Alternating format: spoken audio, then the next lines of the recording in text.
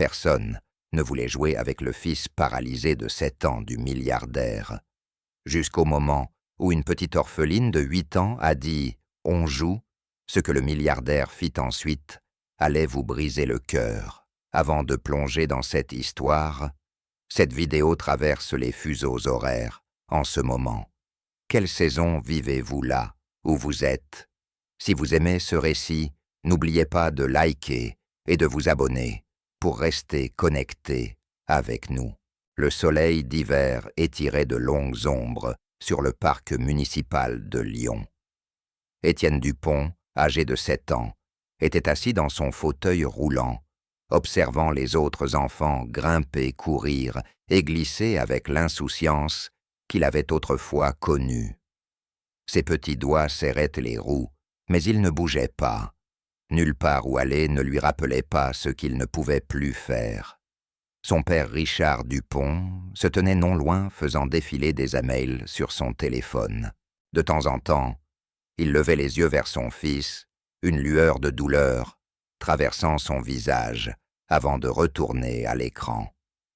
Le nom des Dupont était connu dans toute la ville de Lyon grâce à son empire technologique.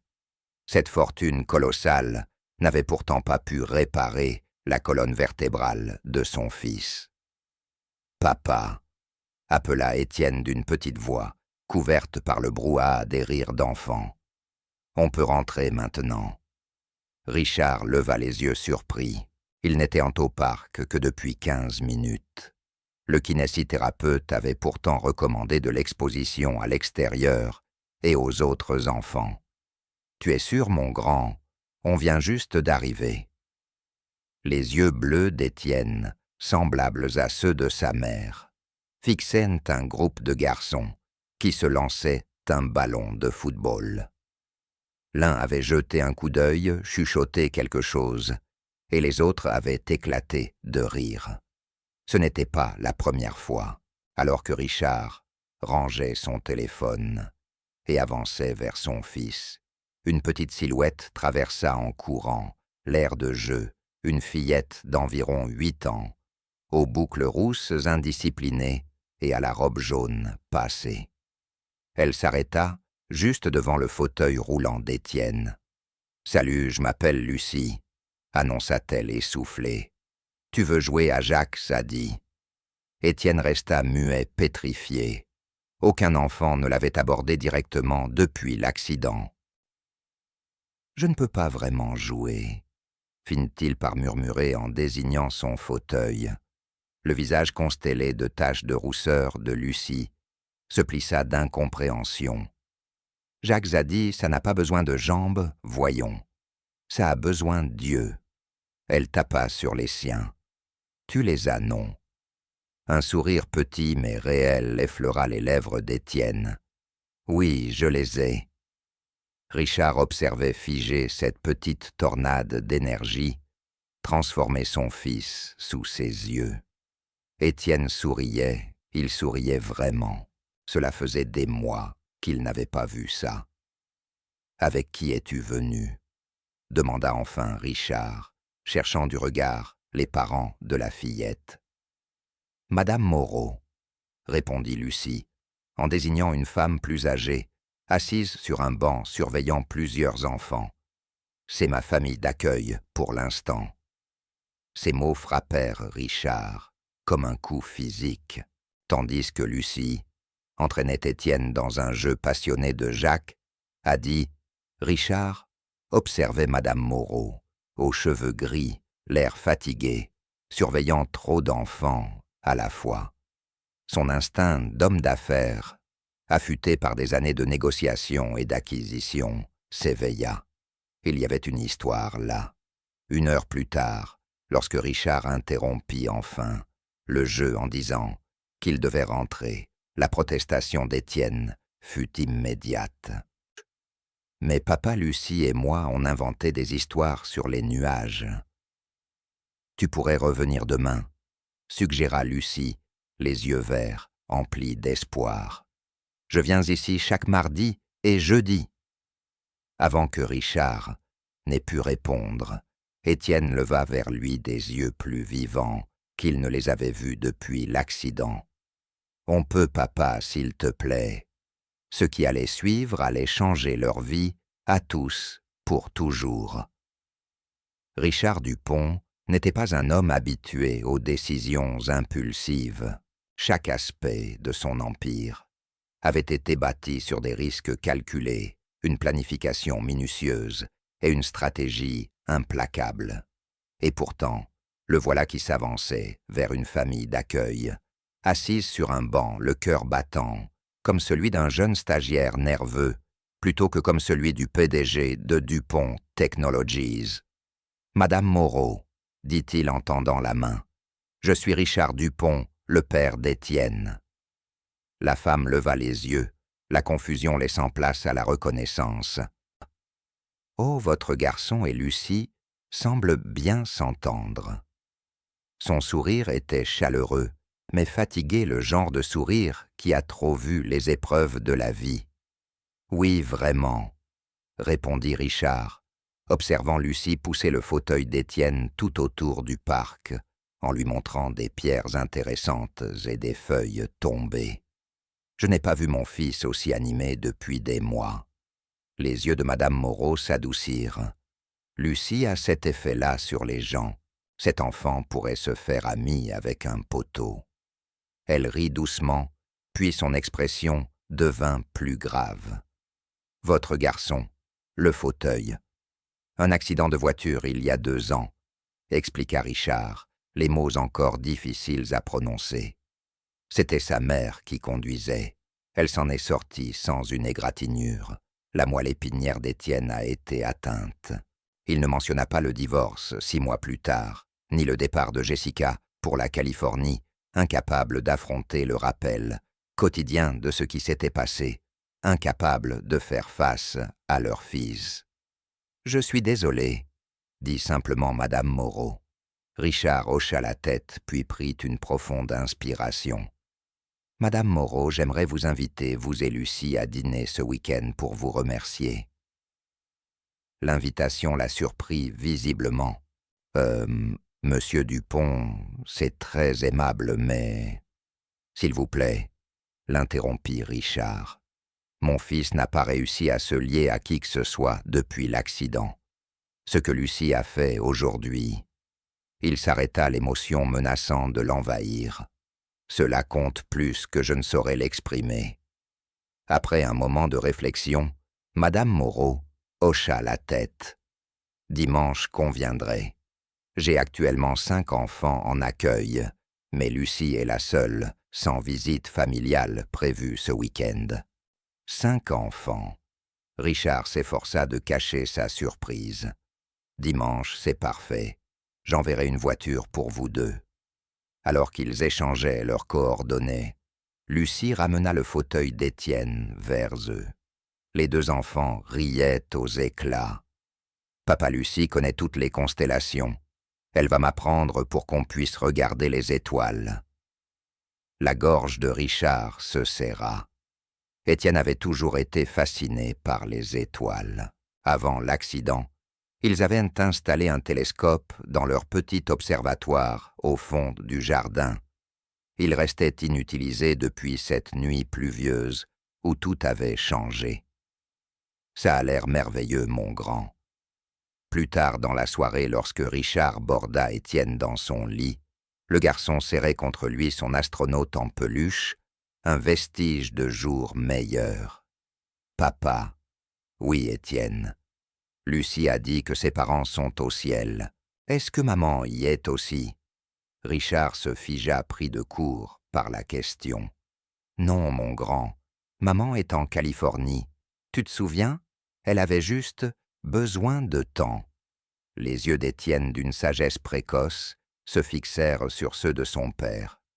Lucie a dit parfois « Les gens partent parce qu'ils sont tristes, pas parce qu'ils ne t'aiment pas. » En conduisant vers son bureau le lendemain matin, Richard ne pouvait s'empêcher de penser aux mots de Lucie. Qu'avait bien pu vivre cet enfant pour comprendre la perte avec une telle profondeur? Et pourquoi sentait-il si fort qu'elle était entrée dans leur vie pour une raison, Le dîner du dimanche soir au manoir des Dupont n'avait rien de commun avec ce que Lucie avait connu jusque-là. Ses yeux s'écarquillèrent quand la voiture avec chauffeur franchit les grilles en fer forgé et remonta l'allée, bordée d'arbres taillés avec une précision parfaite. Madame Moreau lui serra la main, rappel muet de leur brève conversation sur la bonne conduite. « C'est comme un château », murmura Lucie, en approchant de la demeure de Pierre. Richard et Étienne les accueillirent à la porte. Le fauteuil d'Étienne était positionné à la hauteur parfaite pour donner un high-five à Lucie. « J'ai cru que tu ne viendrais pas », avoua Étienne quand Lucie se pencha pour l'embrasser. « Je ne romps jamais mes promesses », répondit-elle avec le sérieux solennel que seuls les enfants possèdent. Richard les guida dans une visite, veillant à choisir des espaces accessibles en fauteuil roulant. Lucie s'émerveillait de tout la piscine intérieure, avec son élévateur spécial pour Étienne, la salle de cinéma privée, avec des sièges amovibles, la vaste cuisine, où leur chef personnel, Marco, préparait le dîner. « As-tu des allergies alimentaires, mademoiselle Lucie ?» demanda Marco, en lui adressant un clin d'œil. Lucie secoua la tête. « Je mange de tout sauf les poivrons verts. Ils ont le goût de pensées tristes. » Les adultes éclatèrent de rire, mais Étienne acquiesça gravement. « C'est vrai. » Pendant le dîner, Richard observait la complicité des enfants. Lucie incluait naturellement Étienne sans jamais mettre en avant son handicap, mais en l'accommodant toujours avec délicatesse. Elle attrapait ce qui était hors de sa portée, proposait des jeux auxquels ils pouvaient jouer ensemble, sans jamais lui donner l'impression d'être limité.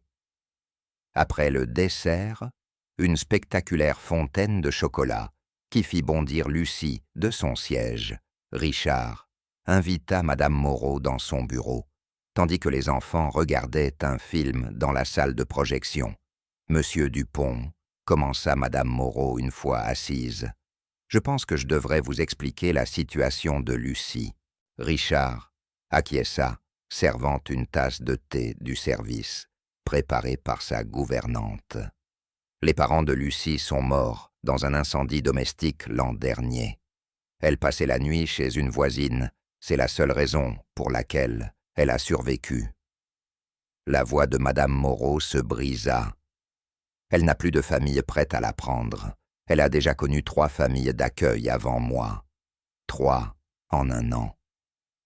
Richard ne put cacher sa stupeur. Madame Moreau soupira. La première famille s'est rendue compte qu'elle n'était pas prête pour un enfant avec des besoins émotionnels. La deuxième a eu une urgence familiale et n'a plus pu continuer. Je suis son 3e accueil. « Et votre foyer est stable pour elle ?» demanda Richard avec prudence. Le sourire de Madame Moreau était triste. « Je fais de mon mieux, Monsieur Dupont, mais j'ai 67 ans, 5 enfants placés et un revenu fixe. L'État apporte un peu de soutien, mais... » Elle s'interrompit. « Lucie mérite bien plus que ce que je peux lui offrir. » Comme appelés par leurs paroles, des éclats de rire résonnèrent depuis la salle de cinéma. Le rire d'Étienne, un son que Richard avait craint de ne plus jamais entendre. « Elle est spéciale », dit-il doucement. « Oui, 13, » confirma Madame Moreau. « Elle a traversé tant d'épreuves, et pourtant elle reste si ouverte de cœur. La plupart des enfants dans sa situation érigent des murs. » Au moment de partir, la détresse d'Étienne était palpable. « Papa, est-ce que Lucie peut rester pour une soirée pyjama ?»« Pas ce soir, mon grand, » dit Richard doucement. « Mais j'ai prévu autre chose. » Il s'agenouilla devant les 2 enfants. « Lucie, aimerais-tu venir jouer avec Étienne après l'école, 3 jours par semaine? J'en ai déjà parlé avec Madame Moreau. Et si tu veux, mon chauffeur peut venir te chercher. » Le visage de Lucie s'illumina plus que les lustres au-dessus d'eux. « Vraiment ? Pour de vrai ? pour de vrai, confirma Richard, une chaleur nouvelle naissant dans sa poitrine en voyant leur joie. Ce que Richard ne disait pas, ce qu'il ne pouvait pas encore dire, c'est que la rencontre avec Lucie avait réveillé en lui quelque chose d'endormi depuis l'accident, un sentiment de but, au-delà du travail, au-delà de la simple survie.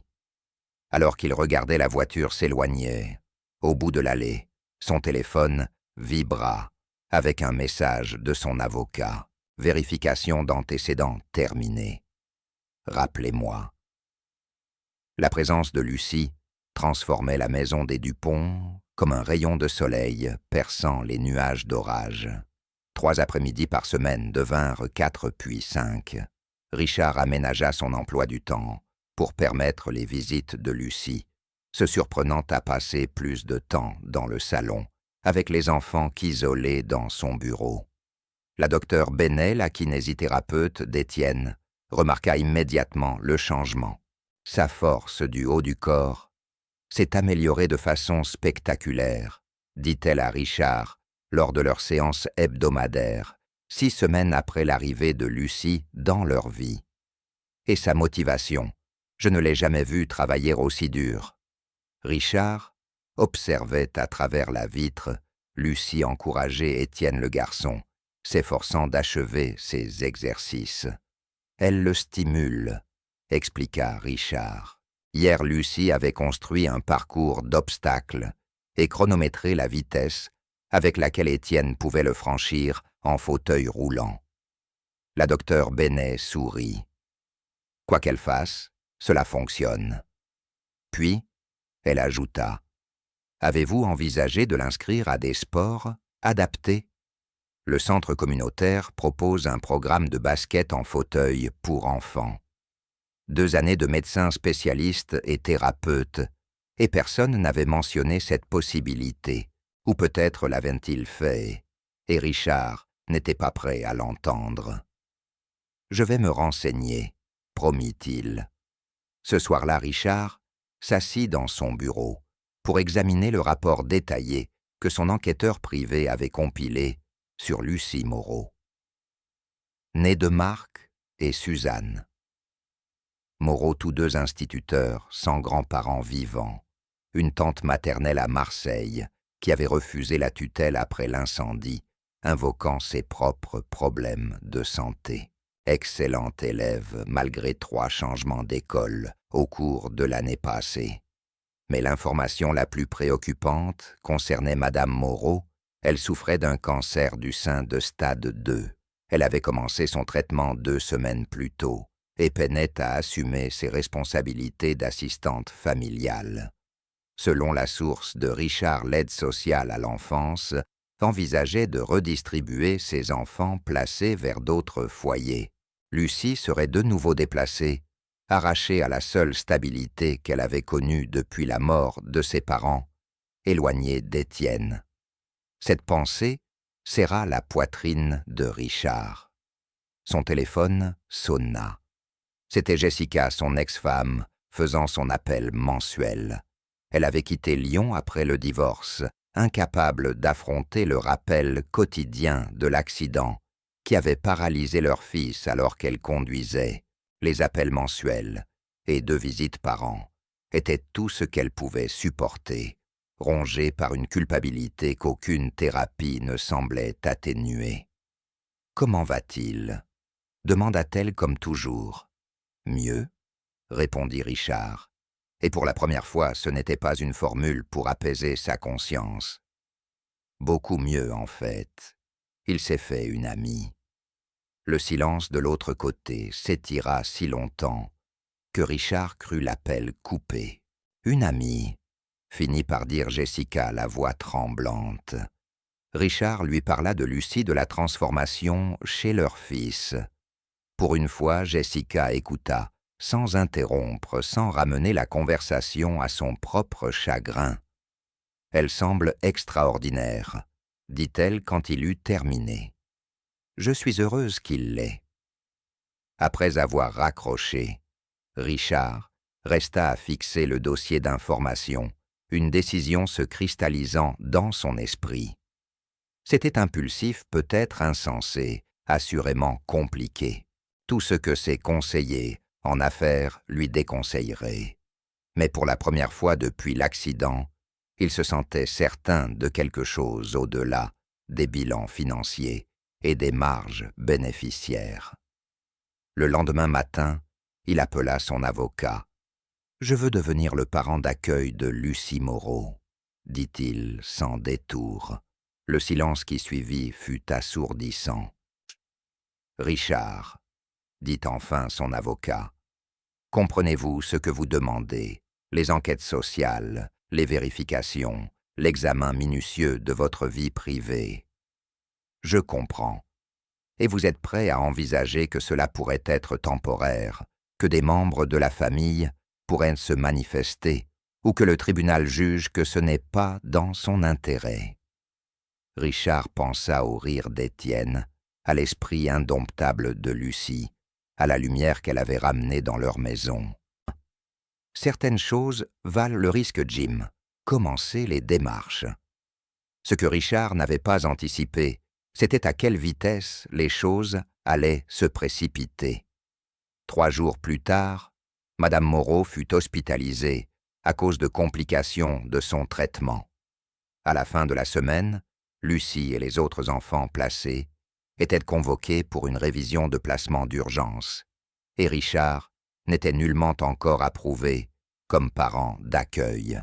Le bureau de l'assistante sociale semblait étrangement exigu à Richard, habitué à son vaste bureau d'angle aux baies vitrées. Ici, les néons grésillaient au plafond.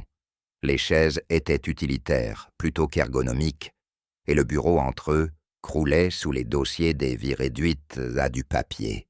« Monsieur Dupont, » commença mademoiselle Patel, en ajustant ses lunettes, « bien que j'apprécie votre intérêt pour accueillir Lucie, je dois être franche. Nous avons des protocoles qui ne peuvent être contournés, même avec vos ressources. » Richard se pencha en avant. « Je comprends que le processus prenne du temps, mais Lucie est déplacée aujourd'hui, maintenant.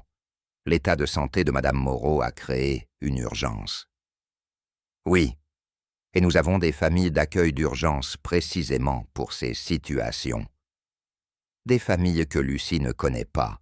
Elle a déjà perdu ses parents, été déplacée 3 fois en 1 an et maintenant, elle perd Madame Moreau. Ce traumatisme est justement la raison pour laquelle nous devons assurer un placement approprié. » coupa mademoiselle Patel. « Monsieur Dupont, votre enquête sociale n'a même pas commencé. Vous êtes un père célibataire, avec un enfant handicapé et une carrière exigeante. Le tribunal remettra en question votre capacité à prendre en charge un autre enfant, en particulier une enfant avec l'histoire de traumatisme de Lucie. » La mâchoire de Richard se contracta. Dans les affaires, les obstacles n'étaient que des énigmes à résoudre, des négociations à remporter. Mais ceci n'était pas des affaires. C'était Lucie la lumineuse, la résiliente Lucie, qui avait redonné vie à son fils. Et si c'était temporaire, proposa-t-il, un placement d'urgence, le temps de compléter la procédure officielle. L'expression de mademoiselle Patel s'adoucit légèrement. Cela nécessiterait quand même des vérifications accélérées, une inspection du domicile et l'approbation du tribunal. « J'ai déjà soumis mes antécédents, » dit Richard, en faisant glisser un dossier sur le bureau.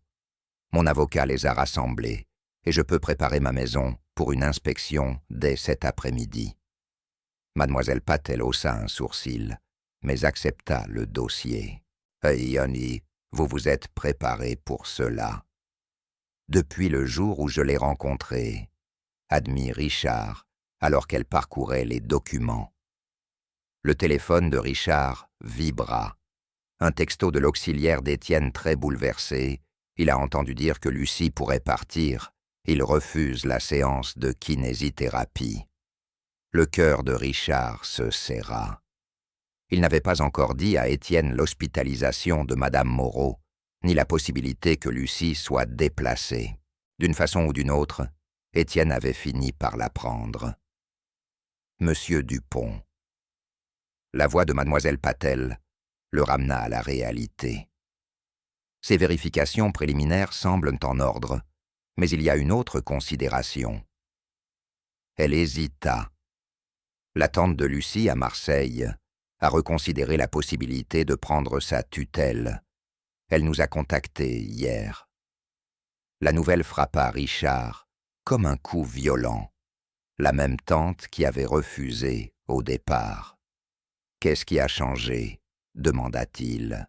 Elle a surmonté ses problèmes de santé et se sent prête maintenant. En tant que parente de sang, elle est prioritaire. L'esprit de Richard s'emballa. La tante habitait à l'autre bout du pays. Si Lucie partait à Marseille, Étienne pourrait ne plus jamais la voir. « Est-ce que Lucie a été informée ?» demanda-t-il, luttant pour garder sa voix ferme. « Pas encore. Nous organisons d'abord un appel vidéo pour qu'elle se rencontre. » Richard se leva incapable de rester assis. « Mademoiselle Patel, je ne cherche pas à séparer Lucie de sa famille, mais elle et mon fils ont créé un lien unique. Étienne a fait plus de progrès avec elle en quelques semaines qu'en 2 ans de thérapie intensive. Et Lucie, elle sourit avec lui. Elle rit.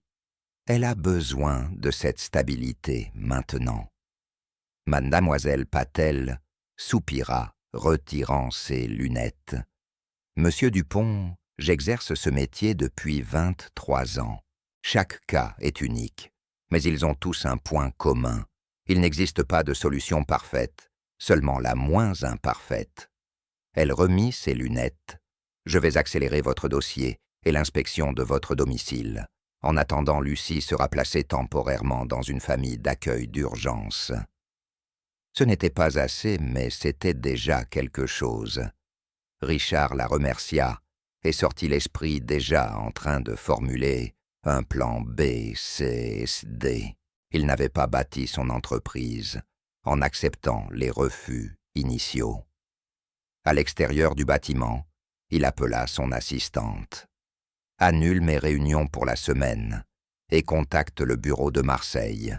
Je veux tout ce qu'ils peuvent trouver sur Janet Moreau, la tante de Lucie. » En rentrant chez lui, il trouva Étienne dans sa chambre, les yeux rougis et la détermination farouche. « On ne peut pas les laisser emmener Lucie. Elle appartient à notre famille. »« Je fais tout ce que je peux, mon grand, » promit Richard, le cœur brisé devant la détresse de son fils. « Ce n'est pas suffisant, » cria Étienne, frappant des poings contre les accoudoirs de son fauteuil. « Tu es Richard Dupont, tu peux tout faire. » L'éclat le stupéfia. Depuis l'accident, Étienne n'avait jamais haussé la voix, comme si la colère demandait une énergie qu'il n'avait plus. « Papa, Lucie me comprend, » continua Étienne la voix brisée. « Elle ne me regarde pas comme si j'étais cassé. Elle invente des jeux auxquels je peux jouer. Elle... » Ses mots se dissolurent en sanglots. Richard serra son fils dans ses bras fauteuils, et tout comme il ne l'avait pas fait depuis qu'il était petit. « Je te le promets, » murmura-t-il d'une voix farouche. « Je ne laisserai pas Lucie disparaître de nos vies, quoi qu'il en coûte. » Cette nuit-là, après qu'Étienne se fût enfin endormi, Richard passa un appel qu'il avait évité jusque-là. « Jessica, j'ai besoin de ton aide. » De son côté, Lucie s'assit sur son petit lit dans la maison des Collins, rangeant soigneusement ses maigres possessions. La famille d'accueil d'urgence semblait plutôt gentille. Madame Collins avait préparé son plat préféré. Comment savait-elle que les spaghettis étaient son repas favori, et M. Collins lui avait montré leur jardin avec une balançoire pneu. Leurs propres enfants étaient adultes, expliquèrent-ils, mais ils gardèrent la balançoire pour leurs petits-enfants. Lucie avait souri et remercié poliment, comme Madame Moreau le lui avait appris. Mais à l'intérieur, son cœur était lourd comme une pierre. C'était sa 4e maison en 13 mois. Elle devenait experte à faire ses valises à sourire, à prétendre que tout allait bien quand rien n'allait bien. Lucy, appela doucement Madame Collins, depuis l'embrasure de la porte. Tu as de la visite. » Lucy leva la tête confuse. De la visite. Elle n'avait pas de famille, et ses camarades d'école ne venaient jamais dans ses foyers d'accueil. Mais là derrière, Madame Collins, se tenait Richard Dupont, et à ses côtés, poussé en fauteuil, Étienne serrant un petit sac cadeau. « Étienne » s'écria Lucy, courant pour serrer son ami dans ses bras. « Monsieur Dupont, vous êtes venu. »« Bien sûr que nous sommes venus, » dit Richard, la voix rauque d'émotion. « Nous ne pouvions pas laisser passer un seul jour sans te voir. » Madame Collins sourit chaleureusement. « Je vous laisse entre vous.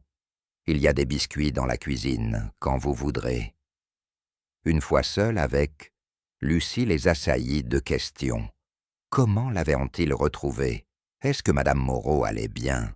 L'avaient-ils visitée à l'hôpital? Quand pourrait-elle revenir au manoir? Justement, dit Richard, s'asseyant au bord du lit, pendant qu'Étienne tendait le sac cadeau. C'est de ça que nous voulions te parler. À l'intérieur, il y avait un petit cadre en argent, contenant une photo de Lucy et Étienne, prise lors de leur sortie au musée des sciences. Les deux rayonnaient, devant l'objectif Lucy, debout derrière le fauteuil d'Étienne, ses bras posés naturellement sur ses épaules. « C'est pour ta table de nuit, » expliqua Étienne. « Comme ça, tu ne nous oublieras pas. »« Je ne pourrai jamais vous oublier, » dit Lucy avec fougue. « Jamais, jamais. » Richard s'éclaircit la gorge. « Lucy, j'ai parlé avec mademoiselle Patel, ton assistante sociale. J'ai demandé à devenir ton parent d'accueil. » Les yeux de Lucy s'agrandirent. « Vous voulez dire que je pourrais vivre avec vous et Étienne dans la grande maison? »« Si c'est ce que tu veux, » dit Richard prudemment. « Et si le tribunal l'approuve, cela pourrait prendre du temps et il y a quelques complications. »« Ma tante à Marseille, » dit Lucy, les surprenant tous les deux. « Mademoiselle Patel m'a dit qu'elle me voulait maintenant. » Richard hocha la tête. « Tu as déjà parlé avec elle? »« Oui, nous avons fait un appel vidéo hier. Elle a l'air gentille. Elle a des chats. » La voix de Lucy était plate, sans émotion. Elle a dit que j'aurais ma propre chambre, avec un siège de fenêtre. Richard et Étienne échangèrent un regard. C'était la première fois qu'ils entendaient parler de cet appel déjà réalisé. « Et comment te sens-tu à l'idée d'aller à Marseille ?» demanda Richard doucement. Lucy haussa les épaules, ses frêles épaules, portant le poids de trop de décisions prises à sa place, trop de changements échappant à son contrôle. Tante Jeannette est la sœur de maman, elle a les mêmes yeux. « Lucy, » dit soudain Étienne, la voix pressante, « est-ce que tu veux aller à Marseille ?»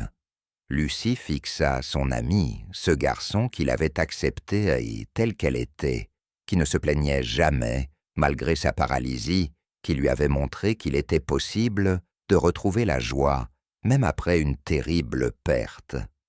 Des larmes emplirent ses yeux. « Je veux rester avec vous, » chuchota-t-elle. « Mais mademoiselle Patel a dit que la famille, c'est ce qu'il y a de plus important. Tante Jeannette est la seule famille qui me reste. » Richard s'agenouilla devant Lucy, prenant ses petites mains dans les siennes.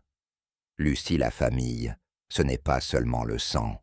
La famille, ce sont les personnes qui t'aiment, qui sont là pour toi, qui font une place pour toi dans leur vie. » Il serra doucement ses mains. « Étienne et moi, nous sommes ta famille, aussi si tu veux de nous. » Les larmes de Lucy débordèrent. « Mais si le tribunal dit non, et s'il m'oblige à partir à Marseille quand même ?» La mâchoire de Richard se crispa pleine de détermination. « Alors nous viendrons te voir à Marseille, Nous ferons des appels vidéo chaque jour. Nous veillerons à ce que tu ne sois jamais seul, quoi qu'il arrive. » Ce que Richard ne dit pas ce qu'il ne pouvait pas dire, c'est que Jessica se trouvait déjà à Marseille pour rencontrer Janet Moreau. Son ex-femme, qui pouvait à peine affronter son propre fils, avait traversé le pays pour les aider à garder Lucie dans leur vie. Que toutes les ressources de Dupont Technologies étaient mobilisées afin que Lucie ait un choix qu'aucune fillette de 8 ans n'aurait jamais dû faire. À la place, il la serra simplement contre lui, tandis qu'elle pleurait, tandis qu'Étienne, depuis son fauteuil, lui tapotait le dos, et que se formaient des promesses que les adultes ne pourraient peut-être pas tenir.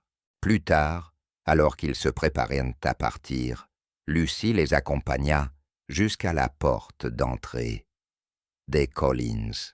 « Monsieur Dupont, » demanda-t-elle la voix faible mais ferme, « qu'est-ce qui va se passer maintenant ?» Richard s'accroupit pour croiser son regard. « Maintenant, nous allons nous battre pour ce qui compte le plus. » Dehors dans la voiture, Étienne resta inhabituellement silencieux. Enfin, alors qu'ils entraient dans leur allée, il parla. « Papa, est-ce qu'on va perdre Lucie comme on a perdu maman ?» Richard se tourna vers son fils, le cœur brisé devant la peur dans ses jeunes yeux. « Non, mon grand. Ta maman est partie parce qu'elle ne pouvait pas affronter ce qui s'était passé.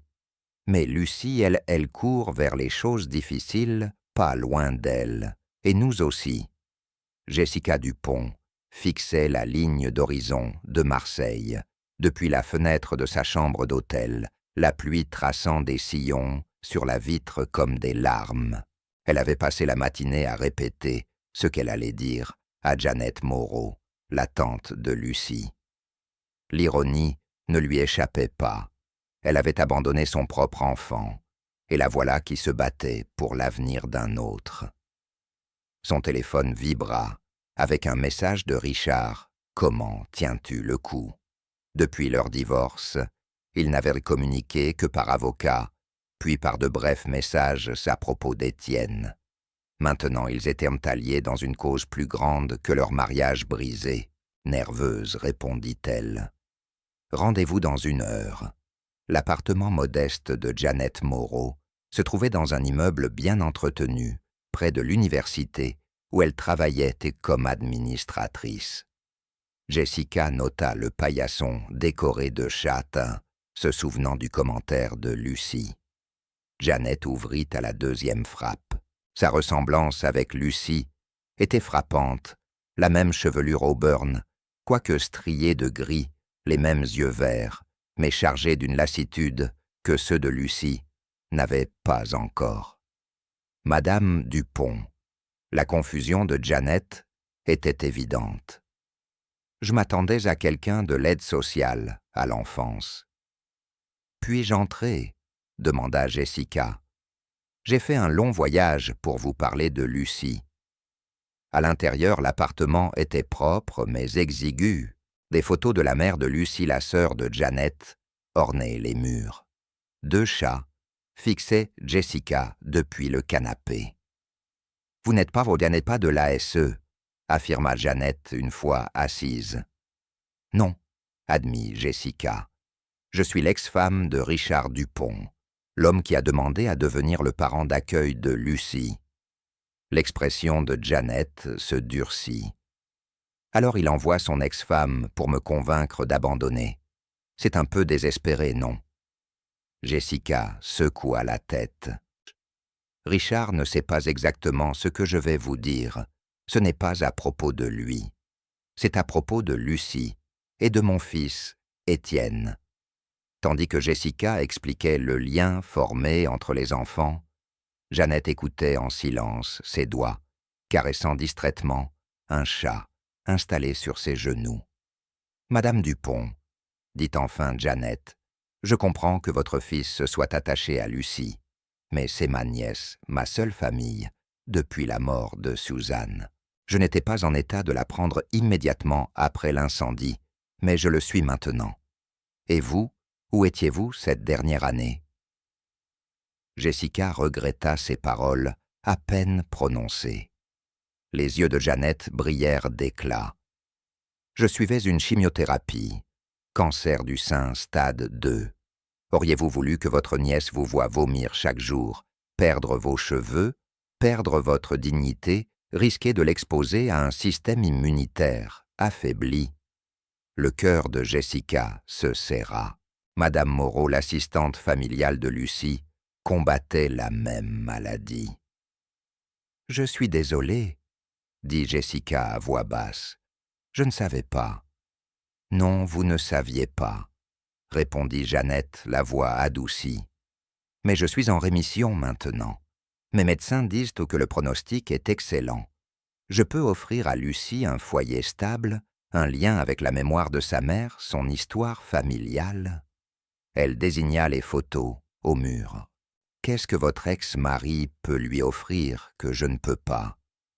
Jessica pensa au visage d'Étienne quand il parlait de Lucie pendant leurs appels vidéo, animés d'une façon qu'elle n'avait pas vue depuis l'accident.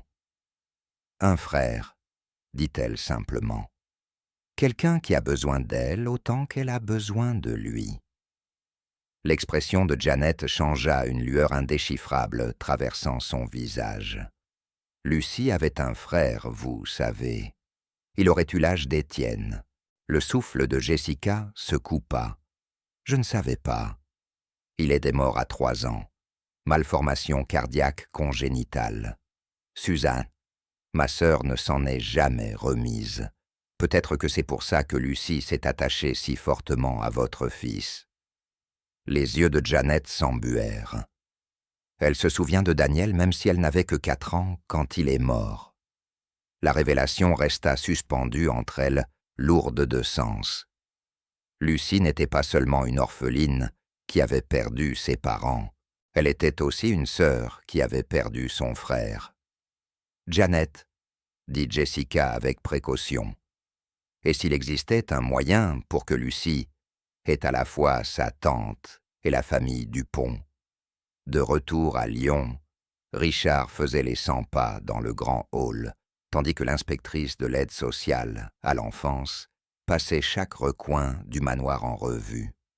Mademoiselle Patel suivait avec son carnet, prenant parfois des notes. « La maison est certainement spacieuse, » commenta-t-elle. « Et les aménagements pour l'accessibilité d'Étienne sont impressionnants. Mais Lucie aurait besoin de son propre espace, monsieur Dupont. »« J'ai préparé une chambre pour elle, » répondit Richard. Il les conduisit à l'étage dans une chambre attenante, à celle d'Étienne récemment redécorée, avec l'aide de son architecte d'intérieur et des souvenirs d'Étienne sur les goûts de Lucie. Les murs étaient d'un jaune doux, la couleur préférée de Lucie. Une banquette de fenêtres donnait sur le jardin. Des étagères abritaient des livres que Richard avait remarqués entre ses mains lors de ses visites. Un télescope se dressait près de la fenêtre en clin d'œil, à leur soirée d'observation des étoiles. Mademoiselle Patel haussa un sourcil. « Vous avez engagé des frais considérables pour un placement qui n'est pas garanti. » Richard soutint son regard sans ciller. Lucie mérite ce niveau d'attention, quel que soit le résultat. Son téléphone vibra dans sa poche. Un message de Jessica. « J'ai trouvé un terrain d'entente. Rappelle-moi. » Tandis que mademoiselle Patel poursuivait son inspection, l'esprit de Richard s'emballait. Ce que Jessica avait découvert à Marseille pouvait tout changer. Pendant ce temps, chez les Collins, Lucie était assise en tailleur, sur son lit, écrivant soigneusement dans le journal que madame Collins lui avait offert. En haut de la page, elle avait inscrit « Raison de rester à Lyon contre raison d'aller à Marseille ». La liste était longue des deux côtés. Marseille avait tante Jeannette, les photos de sa mère, les chats, et la mémoire de ses parents. Lyon avait Étienne Monsieur Dupont, le manoir, et ses nouveaux amis d'école. Lucie mordilla son crayon écartelé entre la famille qu'elle avait perdue et celle qu'elle avait trouvée. À 8 ans, elle avait déjà appris la plus cruelle des leçons. Parfois, il n'existe pas de choix parfait. Je te le dis, Richard, elle n'est pas comme on s'y attendait. La voix de Jessica résonnait dans le haut-parleur du bureau de Richard. Jeannette Moreau tient réellement à Lucie. Richard passa une main dans ses cheveux, l'épuisement marqué sur son visage. L'inspection s'était bien déroulée, mais mademoiselle Patel avait été claire. La parente de sang avait la priorité si elle était jugée apte. Défini tient réellement, lança Richard, incapable de cacher l'agacement dans sa voix. Jessica soupira. Elle a des photos de Lucie partout. Elle connaît ses livres préférés, ses plats favoris, même les noms de ses peluches d'avant l'incendie. Et il y a autre chose. Lucie avait un frère mort, en bas âge, un frère de l'âge d'Étienne.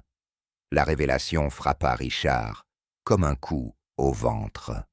Pas étonnant que Lucie se soit attachée si vite à Étienne. Elle ne faisait pas seulement preuve de gentillesse envers un enfant handicapé. Elle retrouvait une part d'elle-même perdue. « Qu'est-ce que cela signifie pour nous ?» demanda Richard.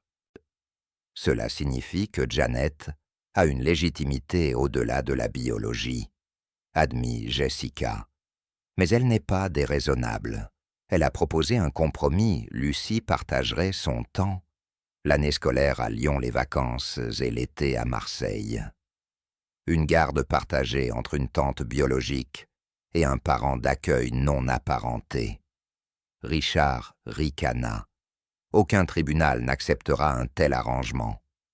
Peut-être pas en temps normal, concéda Jessica. Mais vous n'êtes pas un parent d'accueil comme les autres, Richard. Vous avez des ressources de l'influence, et la priorité de Jeannette est le bonheur de Lucie. Après l'appel, Richard resta immobile, les yeux fixés, sur la photo de famille, posée sur son bureau. Lui, Jessica et Étienne avant l'accident. Ils avaient été si heureux, si inconscients de la rapidité avec laquelle tout pouvait basculer. Un léger coup à la porte interrompit ses pensées. Étienne entra dans le bureau, roulant son fauteuil, le visage grave. « Est-ce que Lucie va revenir à la maison ?» demanda-t-il sans détour. Le cœur de Richard se serra devant l'espoir dans les yeux de son fils. « C'est compliqué, mon grand. Sa tante veut qu'elle vive à Marseille. » Le visage d'Étienne s'assombrit. « Mais ce n'est pas juste. Lucie veut être ici avec nous. Elle me l'a dit. » « Parfois ce qu'on veut n'est pas possible, » dit Richard doucement. « Comme quand je voulais remarcher. » La question d'Étienne tomba dévastatrice de simplicité. Richard s'agenouilla près du fauteuil. « Étienne, ta blessure. »« Je sais, papa, » l'interrompit Étienne. « Les médecins m'ont expliqué. Ma colonne ne guérira pas. » Ses petites mains se crispèrent sur les accoudoirs. Mais ça ne veut pas dire que j'ai arrêté d'essayer d'autres choses. Tu m'as acheté des manettes spéciales pour jouer aux jeux vidéo. On a adapté mon vélo pour que je puisse encore rouler. On trouve des solutions. Richard le fixa, frappé par la sagesse dans ses yeux d'enfant. Alors, poursuivit Étienne, quelle est notre solution pour garder Lucie? Le lendemain, l'appel vidéo avec Lucie était prévu à 16h. Richard avait organisé la présence de son avocat de mademoiselle Patel et depuis Marseille de Jeannette Moreau et d'une assistante sociale locale. À 15h58, Étienne entra dans le bureau vêtu de sa plus belle chemise boutonnée. « Je veux être là, » dit-il fermement. « Lucie est ma meilleure amie. » Avant que Richard ne puisse répondre, l'appel se connecta. Lucie apparut à l'écran, assise à côté de Jeannette, dans son appartement marseillais. Elle paraissait plus petite, plus fragile. « Salut, Lucie » dit aussitôt Étienne. « Tu me manques ?» Le sourire de Lucie était empreint de tristesse. Toi aussi, tu me manques. Mais tante Jeannette a des chats. Le roux dort sur mon lit. » Jeannette posa une main douce sur l'épaule de la fillette. « Lucie m'aide à décorer sa chambre ici, » expliqua T.L. « Mais nous comprenons que ce n'est qu'une visite pour l'instant, en attendant la décision du tribunal. » Mademoiselle Patel s'éclaircit la gorge. « C'est exact. Nous sommes ici pour discuter des arrangements possibles concernant le placement permanent de Lucie. Monsieur Dupont a complété sa demande initiale d'accueil et l'étude du foyer de Madame Moreau à Marseille est en cours. » Richard observait le visage de Lucie pendant que les adultes débattaient de son avenir. Elle semblait rapetissée à chaque terme juridique, à chaque référence, au placement et à la garde. « Excusez-moi, » interrompit soudain Étienne. « Personne ne demande ce que Lucie veut. » Tous les regards se tournèrent vers le garçon en fauteuil roulant. « Alors, » insista Étienne, « Lucie, qu'est-ce que tu veux ?» Lucie regarda tour à tour sa tante, l'écran, et les assistantes sociales, la lèvre inférieure tremblante. « Je ne veux pas choisir, » murmura-t-elle. « Je ne veux pas perdre encore quelqu'un. » La simplicité de sa réponse réduisit la salle au silence. Jeannette essuya une larme. Richard sentit ses propres yeux le brûler. Mademoiselle Patel se pencha en avant. « Lucie, personne ne s'attend à ce que tu choisisses. Mais les adultes, eux, choisiront. C'est ma vie, » dit Lucie, la voix plus assurée. « Maman disait toujours, on ne peut pas contrôler ce qui nous arrive, mais on peut contrôler la façon dont on y fait face. » Elle redressa ses petites épaules. « Je veux essayer l'idée de tante Jessica, une partie du temps à Marseille, une partie du temps à Lyon. » Jeannette eut un petit sursaut. « Lucie chérie, comment sais-tu ça ?» Les yeux de Lucie croisèrent ceux de sa tante. « Je t'ai entendu au téléphone. Tu as dit que M. Dupont est assez riche pour me faire voyager 100 fois par an, s'il le voulait. » Malgré tout, Richard se surprit à sourire. Lucie était décidément observatrice. « Lucie, » dit doucement mademoiselle Patel, « des arrangements de garde comme celui-là sont très inhabituels entre des parties non apparentées. »« Alors rendez-les habituels, » répondit Lucie, avec la logique désarmante d'un enfant. « S'il vous plaît. » Quand l'appel prit fin, Richard sentit une lueur d'espoir. Lucie voulait maintenir des liens avec les deux familles. Jeannette semblait prête à envisager un arrangement non conventionnel. Même les travailleuses sociales paraissaient songeuses plutôt que réticentes. Mais ce soir-là, en venant voir Étienne avant de se coucher, Richard le trouva allongé, les yeux fixés au plafond, des larmes coulant silencieusement sur son visage. « Qu'y a-t-il, mon grand ?» demanda Richard, alarmé. « Et si elle nous oubliait ?» chuchota Étienne. « Et si elle préférait Marseille ?» Richard n'avait aucune réponse qui ne sonne pas comme une promesse vide. Il se contenta de lui tenir la main jusqu'à ce qu'il s'endorme, la question restant suspendue entre eux. Le tribunal de Lyon, malgré sa taille modeste, imposait le respect. Richard rajusta sa cravate, jetant un coup d'œil à Étienne à ses côtés, dans son fauteuil. Le garçon avait insisté pour porter un costume, pour avoir l'air sérieux devant la juge, avait-il expliqué. Jessica s'assit de l'autre côté d'Étienne, arrivée de Californie la veille, au soir. Sa présence avait surpris le personnel du tribunal, qui avait dû actualiser les dossiers lorsqu'elle avait annoncé qu'elle soutenait la requête de son ex-mari. « Tu es nerveux, papa », murmura Étienne en attendant l'audience. Richard réussit à sourire. « Un peu, mais nous avons fait tout ce que nous pouvions. » La vérité était plus compliquée. Les semaines précédentes avaient été un tourbillon de motions juridiques, d'enquêtes sociales et de négociations. Jeannette Moreau était arrivée de Marseille 3 jours plus tôt, logeant dans un hôtel du centre-ville. Lucie restait chez les Collins, rendant visite à la fois à sa tante et à la famille Dupont, sous supervision. La porte s'ouvrit, et la juge Helen Winters entra. Dans la soixantaine, cheveux gris acier et regard perçant.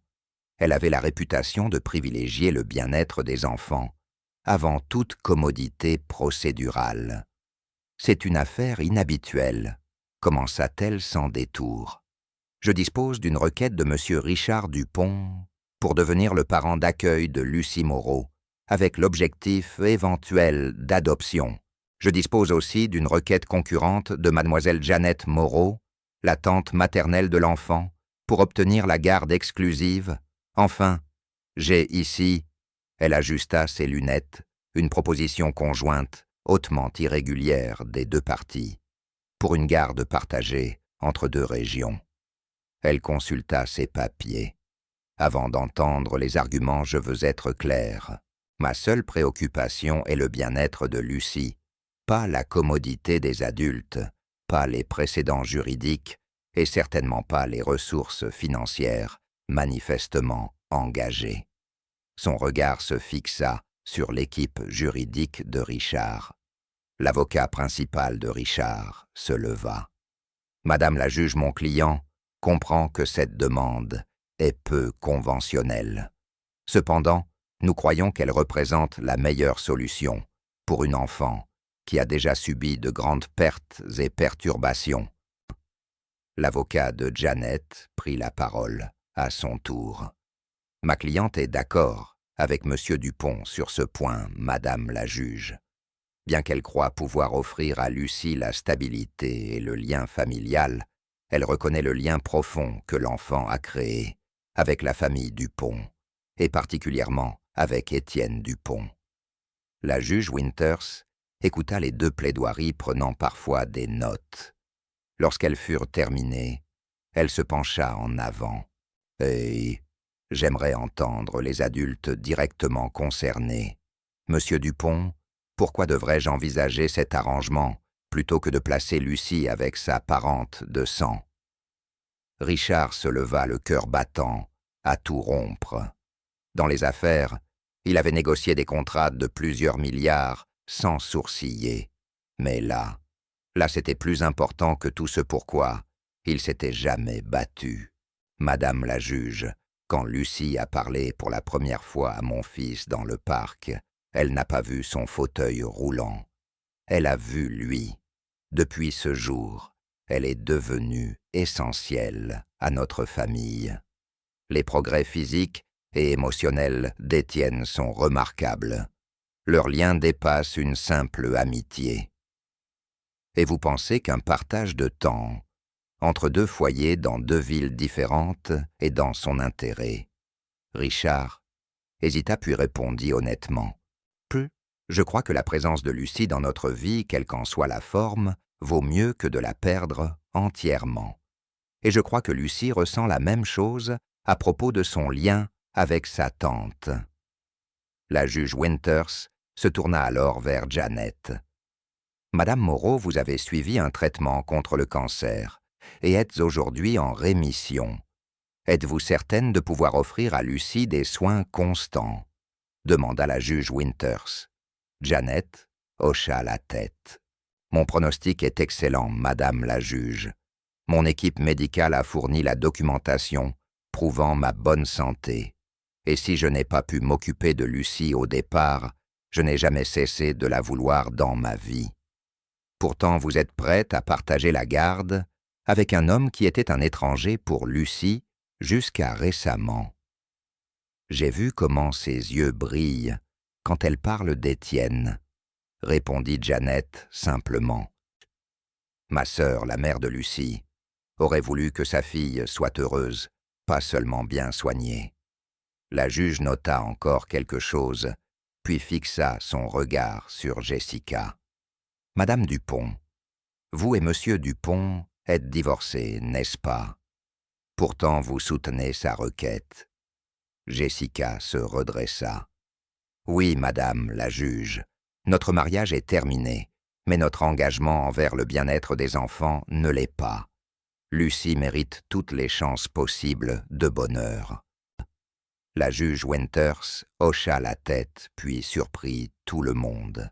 « Je souhaiterais parler à Lucie en privé dans mon bureau, et aussi à Étienne si cela lui convient. » 30 minutes plus tard, Lucie et Étienne revinrent dans la salle d'audience. Lucie s'assit près de mademoiselle Patel, tandis qu'Étienne reprenait place auprès de ses parents. Son expression était impénétrable. Après avoir consulté toute la documentation et parlé aux enfants, la juge Winters déclara « Je suis prête à rendre une décision provisoire sous réserve de révision dans 6 mois. » Elle ajusta ses lunettes. Ce dossier présente des circonstances uniques qui justifient une solution unique. Richard retint son souffle. À ses côtés, Jessica lui prit la main, un geste si inattendu, si proche de ce qu'ils avaient été, autrefois qu'il faillit la retirer. Mais il serra ses doigts avec force. « J'approuve l'arrangement de garde conjointe à titre provisoire, » annonça la juge. « Lucie résidera principalement chez M. Dupont, pendant l'année scolaire, avec des droits de visite pour Madame Moreau. Durant l'été et certaines vacances, Lucie résidera chez Madame Moreau à Marseille. » Un immense soulagement envahit Richard, mais la juge poursuivit. Toutefois, cet arrangement est conditionné par l'engagement de toutes les parties à préserver la stabilité émotionnelle de Lucie. Tout signe de détresse entraînera une révision immédiate. Son regard balaya la salle. Est-ce bien compris? Tout le monde acquiesça. L'audience est levée. Monsieur Dupont, Madame Moreau, je vous reverrai dans 6 mois. À la sortie du tribunal, tandis que les journalistes s'agglutinaient. Lucie se tenait entre Janet et Richard, l'air dépassé. Étienne roula son fauteuil plus près et lui prit la main. « Tu vois, on a trouvé une solution, » dit-il doucement. « Comme je te l'avais dit, l'été arriva, avec une chaleur écrasante. Le manoir des Dupont, malgré son système de climatisation, dernier cri paraissait étrangement vide. Lucie était à Marseille, avec Janet depuis 3 semaines, sa première longue séparation, depuis la décision du tribunal, 4 mois plus tôt. Richard trouva Étienne dans la chambre de Lucie, tenant contre lui l'ours en peluche usé qu'elle avait laissé derrière elle. « Elle revient jeudi prochain », lui rappela-t-il, doucement. « Ce n'est que dans 9 jours. » Étienne hocha la tête sans lever les yeux. « Je sais, mais elle va rater la compétition de natation adaptée. Le coach dit que j'ai une chance d'avoir une médaille. » Les programmes de sport adaptés avaient transformé Étienne Natation Basket en fauteuil même tir à l'arc modifié.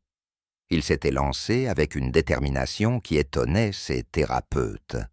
Lucie avait assisté à chaque entraînement, chaque match, encourageant plus fort que quiconque. « Oh, on filmera tout, » promit Richard. « Et peut-être qu'on pourra faire un FaceTime avec elle pendant la cérémonie des médailles. » Les appels vidéo hebdomadaires avec Lucie étaient devenus une habitude familiale, organisée malgré le décalage horaire de 3 heures. Mais celui de ce soir était spécial, c'était son 9e anniversaire. Richard avait fait livrer des cadeaux à l'appartement de Janet et aidé Étienne à créer un montage vidéo de leurs aventures ensemble. Quand l'appel se connecta ce soir-là, le visage de Lucie révéla aussitôt que quelque chose n'allait pas. « Qu'est-ce qu'il y a, ma chérie ?» demanda Richard immédiatement. Lucie jeta un coup d'œil par-dessus son épaule, puis chuchota. « Tante Janet est encore malade. Elle ne veut rien dire. Mais je l'ai entendue vomir hier, et elle dort beaucoup. » Richard et Étienne échangèrent un regard alarmé. Le cancer de Janet, est-ce qu'il revenait? Où est-elle maintenant? Demanda Richard. Elle dort. Elle a dit qu'elle avait juste besoin de se reposer avant mon dîner d'anniversaire, mais on devait y aller il y a 1 heure. La lèvre de Lucie trembla. J'ai peur. L'esprit de Richard s'emballa. Lucie, tu sais si ta tante a un ami qu'on pourrait appeler ou le numéro de son médecin? Lucie secoua la tête. Mais son téléphone est sur la table du salon. Je pourrais regarder. Bonne idée, l'encouragea Richard. Tu peux le faire maintenant. Pendant que Lucie allait vérifier Richard, se tourna vers Étienne. Je dois passer des appels. Tu restes avec elle en ligne. Étienne acquiesça gravement. Ne t'inquiète pas, papa. Je vais la rassurer. À minuit, Richard avait mobilisé des ressources qui auraient impressionné ses associés. L'oncologue de Janet avait été localisé et prévenu de la situation. Un voisin muni d'un double des clés avait vérifié l'appartement et trouvé Janet sévèrement déshydratée. Une ambulance l'avait transportée à l'hôpital et le jet privé de Richard était en préparation pour un vol au petit matin vers Marseille. « Prépare ta valise, mon grand », dit-il à Étienne en terminant son dernier appel. « On part à Marseille. » Les yeux d'Étienne s'écarquillèrent. « Vraiment, mais mes séances de kiné et ta grande réunion. Certaines choses sont plus importantes, » répondit Richard simplement. Le lendemain matin, alors qu'ils embarquaient, Richard reçut un message de l'assistante sociale qu'il avait contactée à Marseille.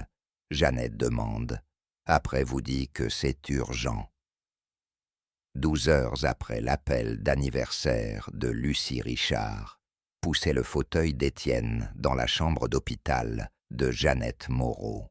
Lucie était recroquevillée sur une chaise à côté du lit, serrant un chat en peluche. Son visage s'illumina en les voyant. « Vous êtes venu ?»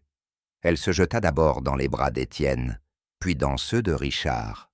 « Je le savais. »« Demain alors ?» demanda Richard. « Oui, » répondit mademoiselle Patel. « Je superviserai la rencontre d'ici, si cela vous convient. » Après son départ, Richard resta immobile, submergé par le désarroi. Comment allait-il l'annoncer aux enfants? Comment le dire à Janet, déjà en train de lutter pour sa vie? L'arrangement de garde partagée avait déjà été si difficile à obtenir.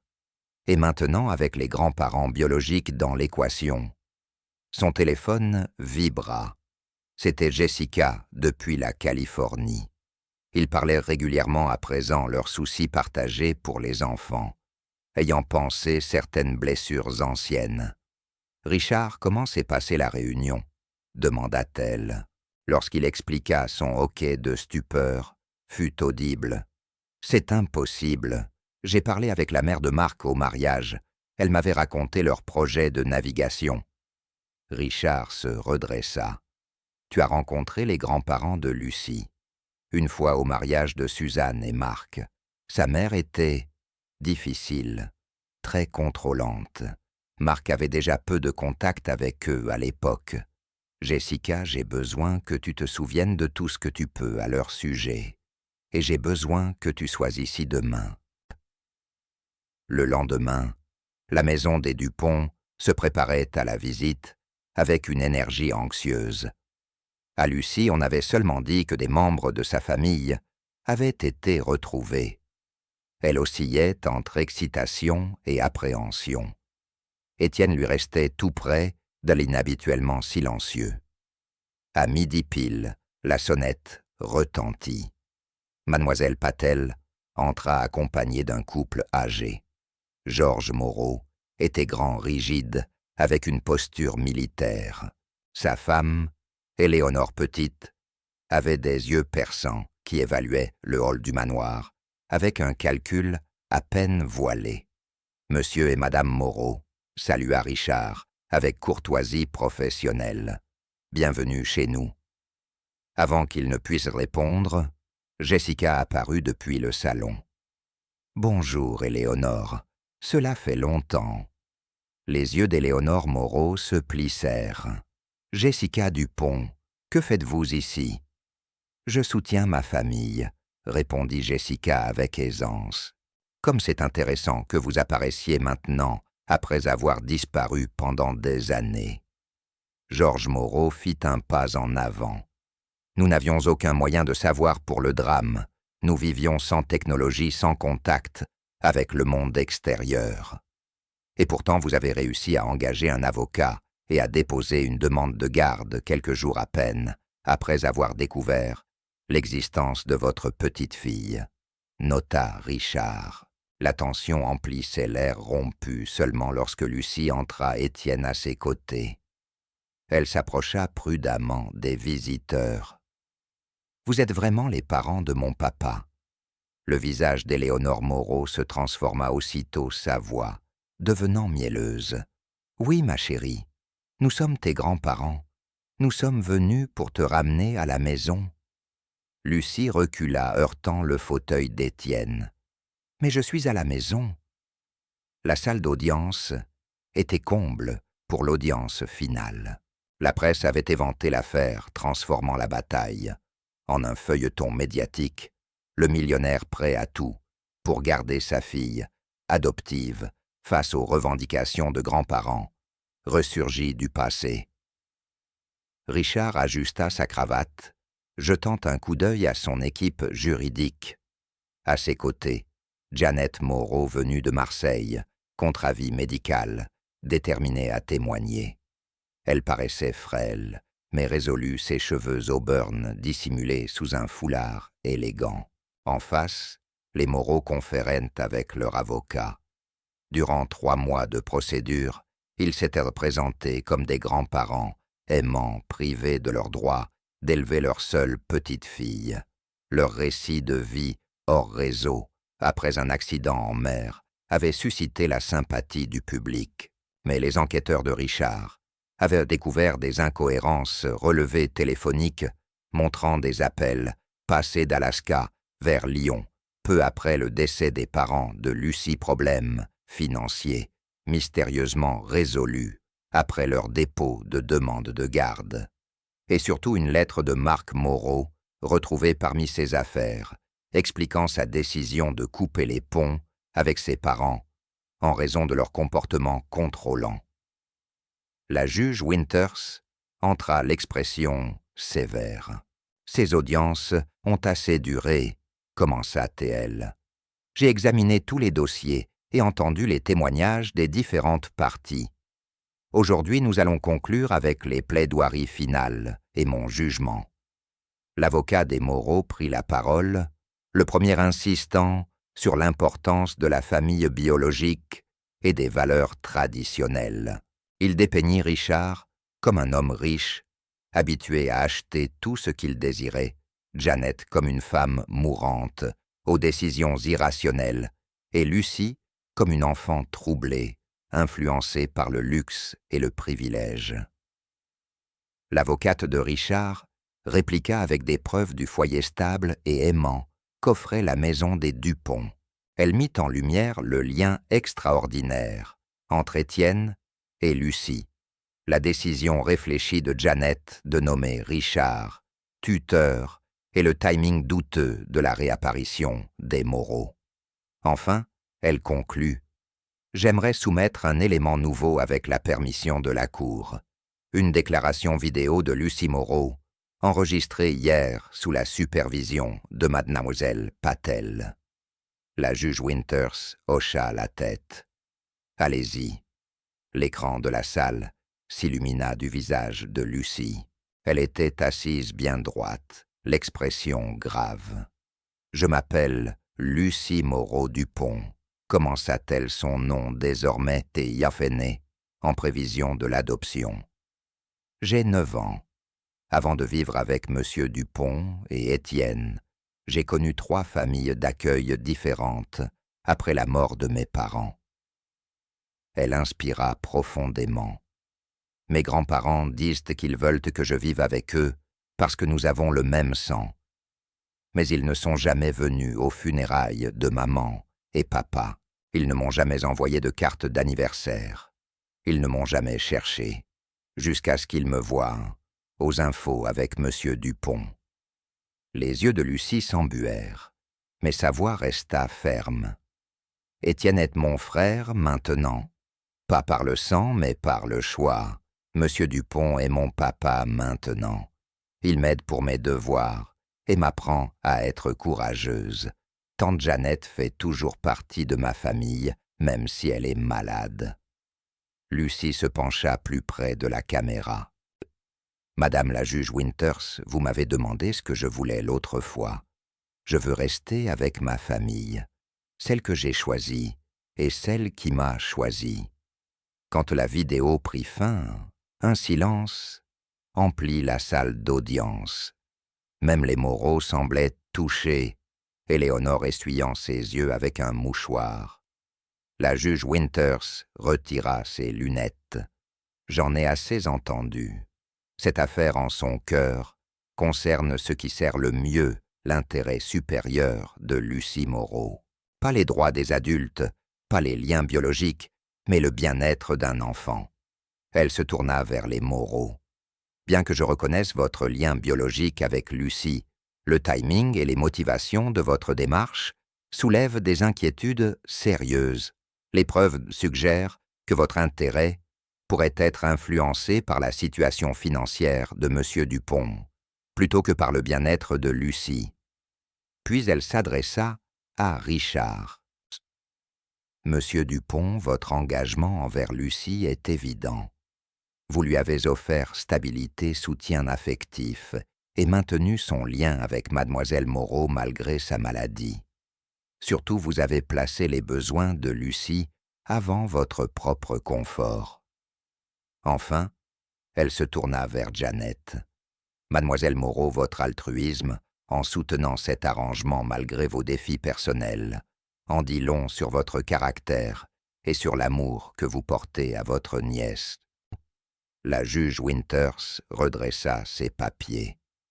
La Cour conclut que l'intérêt supérieur de Lucie Moreau est assuré par un placement permanent auprès de M. Richard Dupont, l'adoption devant se poursuivre comme prévu. Monsieur et Madame Moreau bénéficieront de droits de visite limités d'abord supervisés, avec possibilité d'élargissement en fonction de l'évolution de la relation. À l'extérieur du tribunal, la neige commençait à tomber la première de la saison. Richard aida Jeannette à monter dans la voiture, puis souleva Étienne pour l'installer. Lucie grimpa la dernière, s'asseyant entre eux. « C'est vraiment fini ?» demanda-t-elle, le visage encore incertain. « Ils ne peuvent plus m'emmener. » Richard serra sa main. « C'est vraiment fini, ma chérie. Tu es coincée avec nous maintenant. »« Pour toujours, » insista Lucie. « Pour toujours, » confirma Étienne, la tête posée sur son épaule. Jeannette sourit faiblement depuis son siège. « La familia ne s'arrête jamais, Lucie. Elle grandit simplement de différentes façons. » Ce soir-là, alors que la neige continuait de tomber, Richard se tenait dans l'embrasure de la salle familiale. Étienne et Lucie étaient étendus sur le tapis, construisant une structure complexe en Lego. Jeannette reposait sur le canapé, les regardant avec des yeux fatigués mais sereins. Même Jessica était restée assise non loin, avec un livre proposant parfois une idée pour la construction. Ce n'était pas la famille que Richard avait imaginée lorsqu'il avait bâti son empire quand il avait épousé Jessica, quand Étienne était né, ni même après l'accident qui avait bouleversé leur vie. C'était plus désordonné, plus compliqué, marqué par la perte et la fragilité. Mais en regardant Lucie rire tandis qu'elle aidait Étienne à placer une pièce récalcitrante, Richard sut que c'était exactement la famille dont ils avaient tous besoin. « Papa » appela Lucie, en le voyant dans l'embrasure. « Viens voir ce qu'on a construit. » Et tandis que Richard les rejoignait sur le tapis, pliant maladroitement sa grande silhouette à côté du fauteuil d'Étienne. Il s'émerveilla de la façon dont tout avait commencé. Un terrain de jeu, un garçon solitaire, une fillette courageuse qui avait simplement dit « Tu veux jouer ». Il comprit alors que parfois les plus petites invitations ouvrent les plus grandes portes du cœur.